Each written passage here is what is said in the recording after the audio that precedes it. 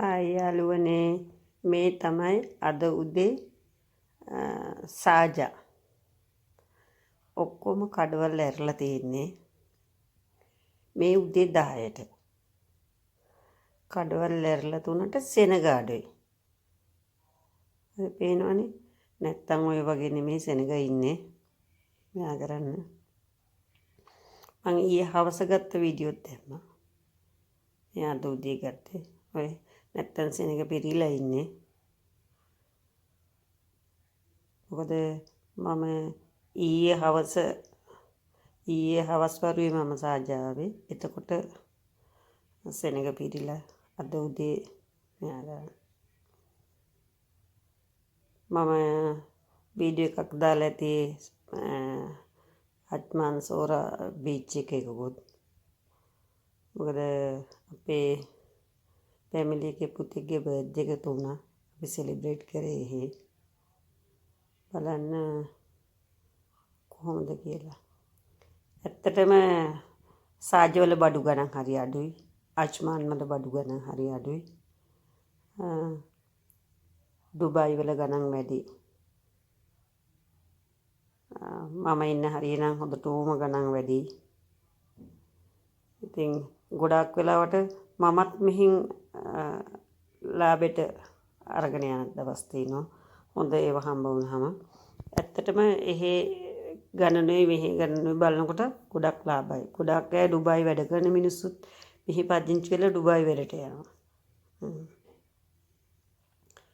දැන් මේ මගේ ෆැමිලි එකේ අයත් එයාලත් ඉස්සෙල්ලා ඩුබායි ඉඳලා දැන් ඒගොල්ලෝ සාජා ඉන්නේ. මොකද සාජා ඩුබායි වල ගණන් ගෙවල් ගණන් වැඩි හින්දා බලන්න. මම වෙලාවක අඩු තැම් වල වීඩියෝස් වෙනමම දාන්නම්. ඔය මම පාර දෙපැත්ත ගන්න ගමන් ඔය ගත්ත වීඩියෝ එකක්. ඔය පේනවනේ.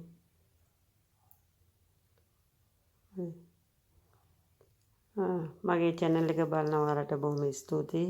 මගේ channel එක subscribe කරන්න, comment කරන්න, like කරන්න. රෝලා බස් නවත්තන එතන බස් ස්ටෑන්ඩ් එකෙන් වෙන දවස් වලට නම් හරියට සෙනග ඉන්නවා. අද නම් සෙනග හරි අඩුයි. මම යනකොටම තියෙන ඉබන් බතුතා එකට යන්න 308 බස් එක තියෙනවා. ඒක ඩිරාම් 17යි.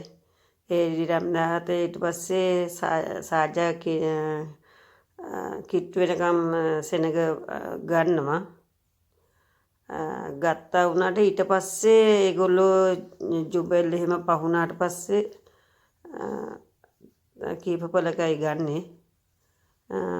ඒ කියන්නේ සීට් නැත්තම් කීයටවත් යන්නේ එයාලා. ඊට පස්සේ ඩුබායි වලට ආවට පස්සේ ඉන්ටර්නෙට් සිටි එක විතරයි බස් එක නවත්ත ගන්න. ඊට පස්සේ ඉතින්ම ඉබන් බතුතා එකේ බස් එක නතර කරන්නේ. අද නම් පැයක් වෙනකොට ඇවිල්ලා ඉවරයි බස් එක. ඔය ලස්සන ගාඩන් එක බලන්න ඔය බස් හෝල්ඩ් එක තියෙන හරියමයි තියෙන්නේ. ඒක මම වෙන වෙලාවක වීඩියෝ එකක් කරන්න ඒ සම්බන්ධව.